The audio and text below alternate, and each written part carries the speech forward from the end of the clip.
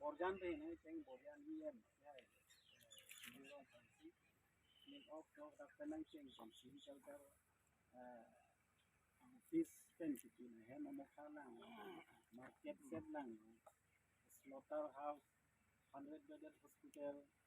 then là Eastern Caribbean long college long science block a building lại lang bong si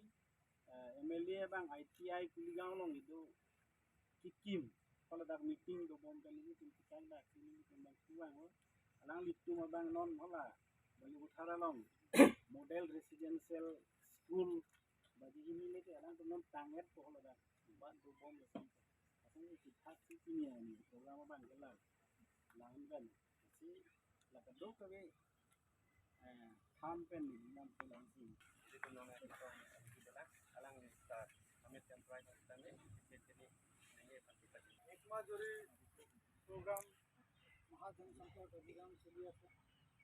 ঠিক এই ধৰণে আজি আমাৰ এই দুৱাৰবগুৰি সমষ্টিত দুৱাৰবগুৰি মণ্ডল আদিনত আজি এই বিকাশটো প্ৰগ্ৰামখন চলি আছে এই প্ৰগ্ৰামখন চলাই নিয়া আমাৰ আজি দুৱাৰবগুৰি মণ্ডলৰ স্থায়ী সভাপতি সোণাৰাম সোণা ডাঙৰীয়া এই প্ৰগ্ৰামত উপস্থিত থকা আমাৰ সন্মানীয় BSCC চেয়াৰমেন ডাঙৰীয়া সন্মানীয় চেয়াৰমেন ডাঙৰীয়া এই প্ৰগ্ৰামত উপস্থিত থকা সন্মানীয় মণ্ডল সমিতিৰ সদস্যসকল আৰু মৰ্চা কমিটিৰ মেম্বাৰসকল আৰু মোৰ জ্যেষ্ঠসকল আজি মোৰ ওপৰত দাদা আপোনালোকক ধুনীয়াকৈ ক'লে যে আজি এই প্ৰগ্ৰামখন আমি কিয় আচানক এনেকৈ আহি পেলাই মিটিঙো নহয় কি হয় ফটককৈ আহি পেলাই ফটো ল'বলৈ কাৰণে আহি গৈছোঁ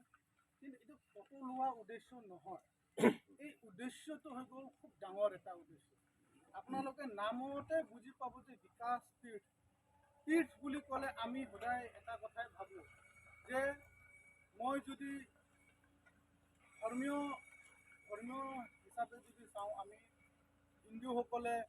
ডাঙৰ ডাঙৰ মঠ মন্দিৰত আমি তীৰ্থস্থানত যাওঁ তাত গৈ পেলাই ঈশ্বৰৰ আগত আমি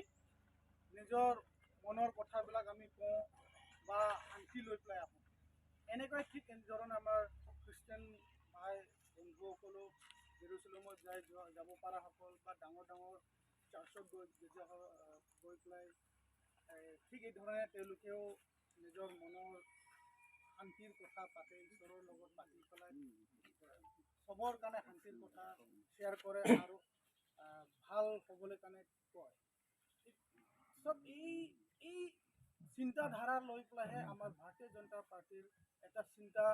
গোটেই ভাৰতবৰ্ষত কৰিছে যে আমাৰ ভাৰতীয় জনতা পাৰ্টীৰ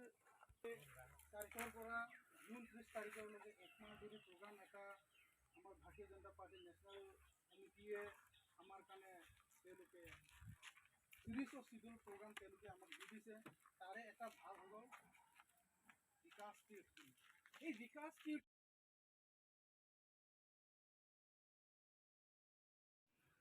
আমাৰ কাৰ্যবাহী সদস্য বিচাৰক বিজয়ক আমি ধন্যবাদ জ্ঞাপন কৰিছোঁ আৰু এই ছায়েন্স ব্লক বিল্ডিংটো দেখা পাই আমি অনুমান কৰিব পাৰিছোঁ যে ভাৰতৰ বিভিন্ন ৰাজ্য তথা বিভিন্ন জিলাৰ মাজত সেই জিলাৰে অধীনত থকা আমাৰ বৰজান সমষ্টিটো মোদী চৰকাৰৰ অধীনত আমি অগ্ৰগতি তথা উন্নয়নমূলক পদক্ষেপ গ্ৰহণ কৰিব পাৰিছোঁ ৰাইজক আগবঢ়াবলৈ স্বাৰ্থত সেয়েহে মই সকলোকে এই বিশেষ অনুষ্ঠানত বক্তব্য দিবলৈ পাই সকলোকে ধন্যবাদ জ্ঞাপন কৰি ইয়াতে মই মোৰ বক্তব্য শেষ কৰিছোঁ